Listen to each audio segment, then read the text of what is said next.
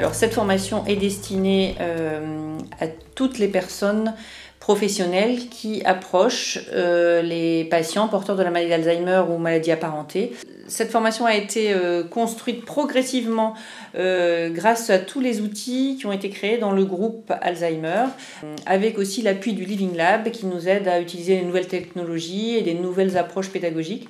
Une des finalités de la formation aussi, c'est de mettre en valeur les capacités de formation de tout soignant, qu'il soit aide-soignant, infirmier, paramédical. C'est vraiment un échange dans nos pratiques professionnelles, qu'on puisse aussi mettre les soignants à la place des résidents et qui prennent conscience du quotidien de nos résidents. Vous allez passer 3 jours avec nous.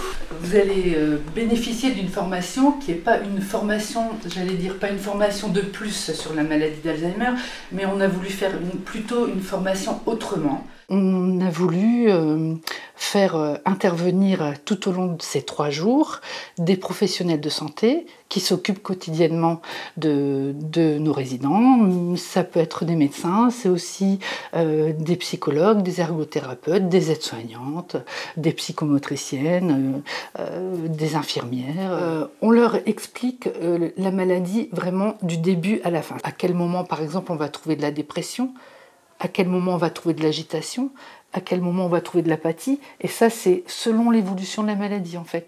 On va travailler aussi la sensorialité. Donc vous avez, par exemple, là on avait créé des dominos sensoriels où on a différentes matières et différentes coloris. On dit bien à nos formés qu'on n'a pas de formule miracle, qu'on donne des pistes et que chaque piste, elle est personnelle.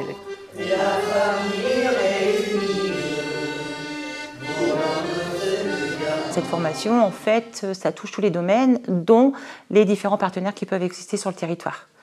Et ça m'a beaucoup aidée parce que là, j'ai évolué, je suis partie en équipe mobile de psychogériatrie et j'ai besoin d'avoir ces connaissances en fait sur le territoire. Et maintenant, je suis moi-même formatrice.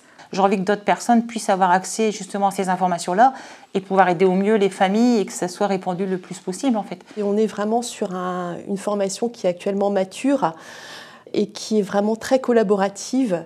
L'idée est de pouvoir développer cette formation et l'ouvrir vers des professionnels du domicile, des professionnels de l'EHPAD et avoir cette diffusion de formation et de compétences au sein du territoire.